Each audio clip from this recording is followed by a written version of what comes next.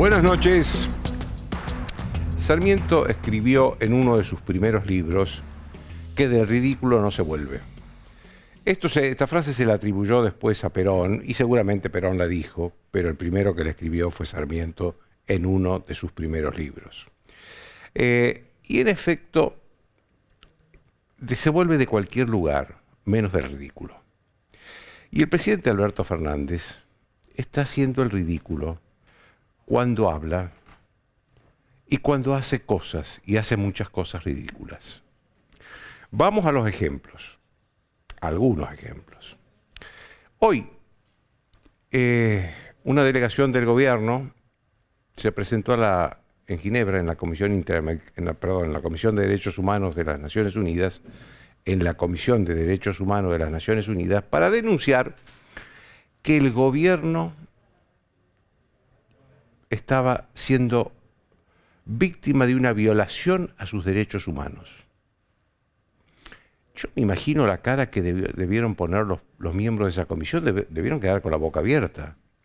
A ver, la Comisión de Derechos Humanos de las Naciones Unidas, por lo general, siempre, no por lo general, recibe a ciudadanos de países donde se violan los derechos humanos, a organizaciones civiles de países donde se violan los derechos humanos, para recibir esas denuncias y examinar a los gobiernos. Esta debe ser la primera vez que un gobierno se presenta ante esa comisión para denunciar que sus derechos humanos han sido violados.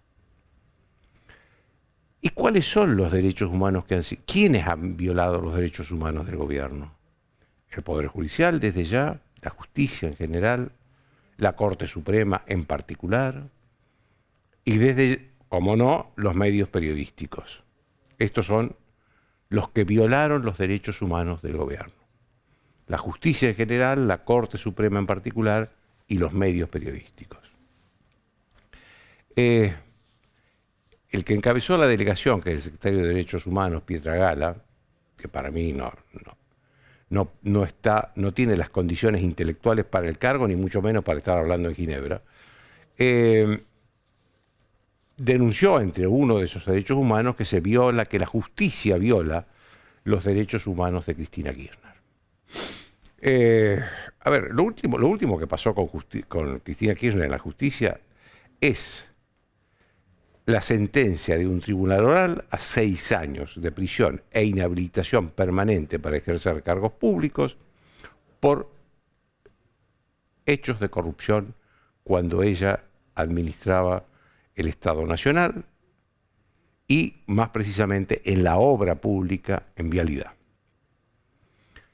Yo creo que alguien debería hacerle llegar a la Comisión de Derechos Humanos de las Naciones Unidas no solo la resolución del Tribunal Oral, sino también el alegato previo del fiscal Diego Luciani, que está filmado, porque fue por Zoom, está filmado, la filmación está, para que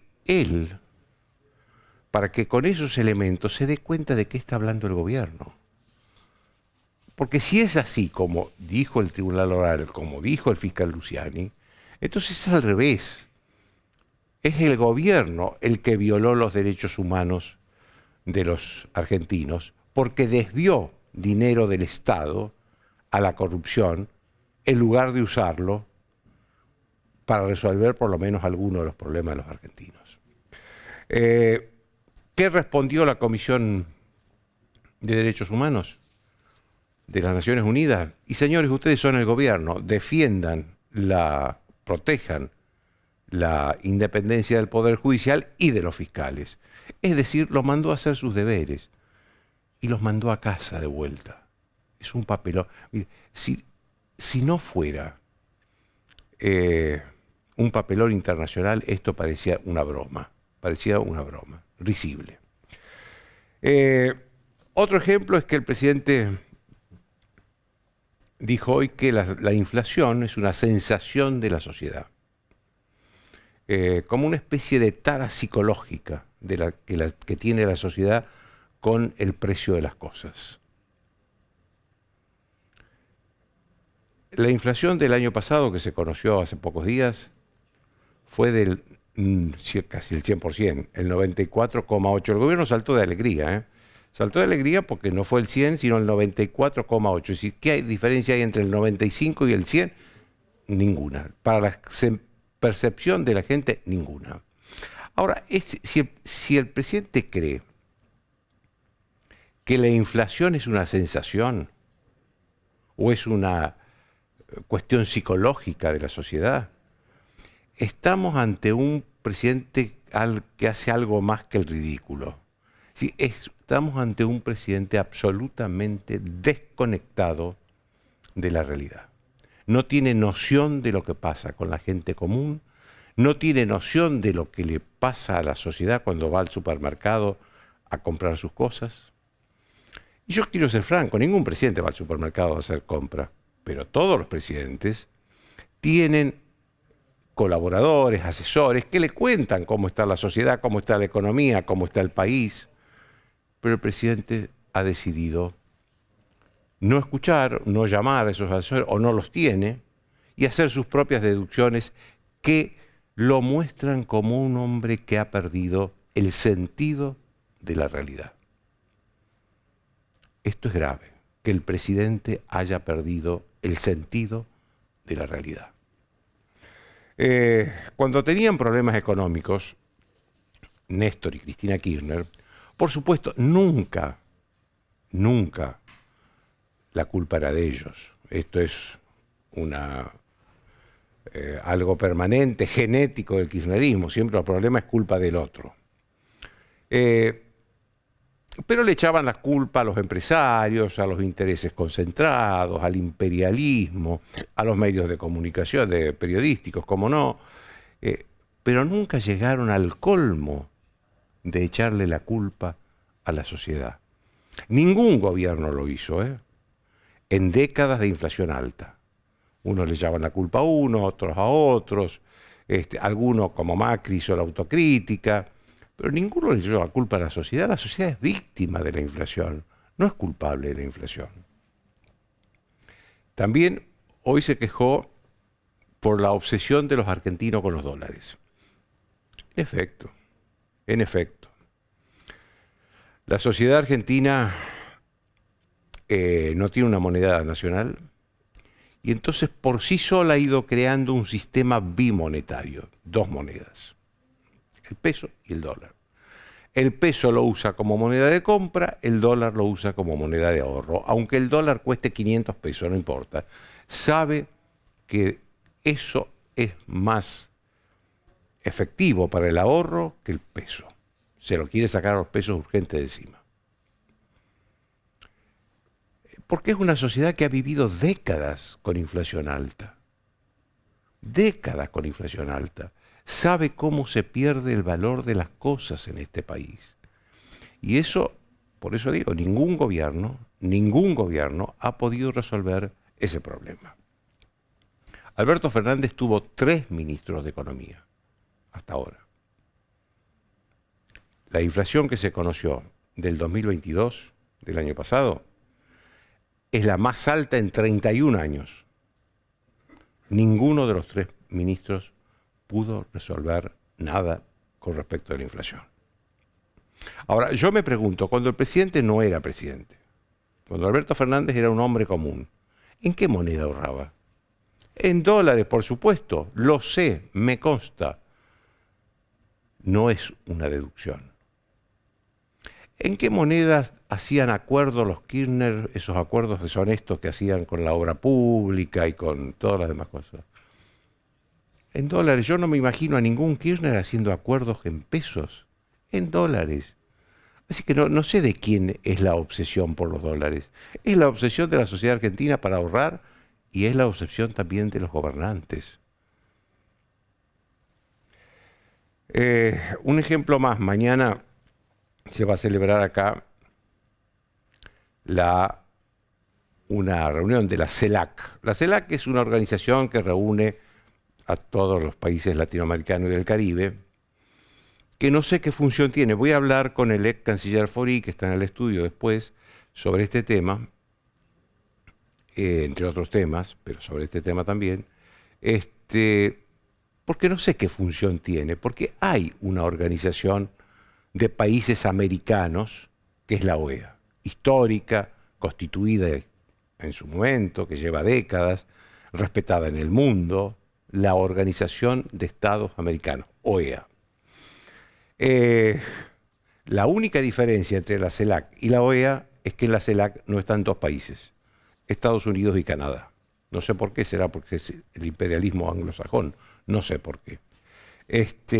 Lo cierto es que la superposición de organismos internacionales americanos, como la CELAC y la OEA, lo que hace es debilitar a la organización más seria e histórica que tiene América, que es la OEA.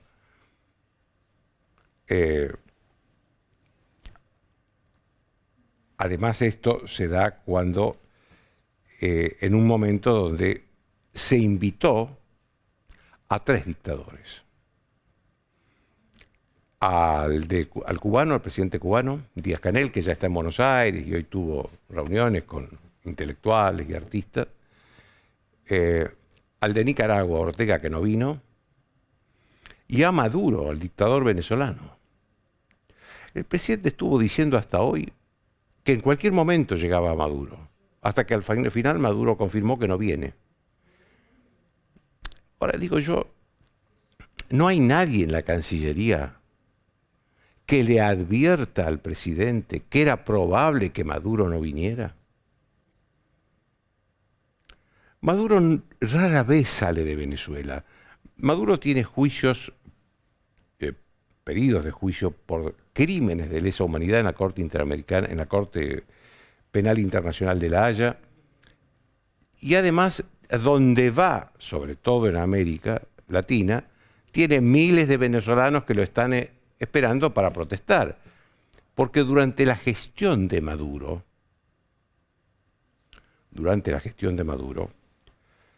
se produjo el éxodo de personas más importante de su país en las últimas décadas. Por razones económicas, por razones políticas, la mayoría por razones económicas. Hoy está teniendo Maduro serias manifestaciones en Venezuela por razones económicas. Graves manifestaciones por razones económicas. Entonces, no había alguien que le anticipara al presidente: ojo, es probable que este hombre no pueda venir, no quiera venir, porque de poder venir puede venir. Lo que pasa es que le tiene miedo a la justicia, le tiene miedo a las manifestaciones, es un cobarde también, como todos los dictadores. Alguien debería decirle al presidente que se calle, que deje de hacer el ridículo. En los últimos días hubo 2 spots del presidente que eran virtuales lanzamientos de su campaña de reelección. Entonces, cuando uno mira eso, dice, este hombre no solo no ve bien las cosas, digamos, las ridiculeces que hace, sino que tampoco ve las encuestas. Tampoco ve las encuestas, ninguna encuesta. La unanimidad de las encuestas dice que Alberto Fernández no puede ser reelegido. Al presidente le quedan 11 meses de gobierno.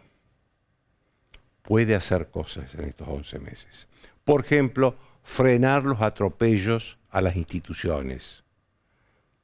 No sumarse a las embestidas contra la Corte Suprema de Justicia, algunos de cuyos miembros han sido amigos de él.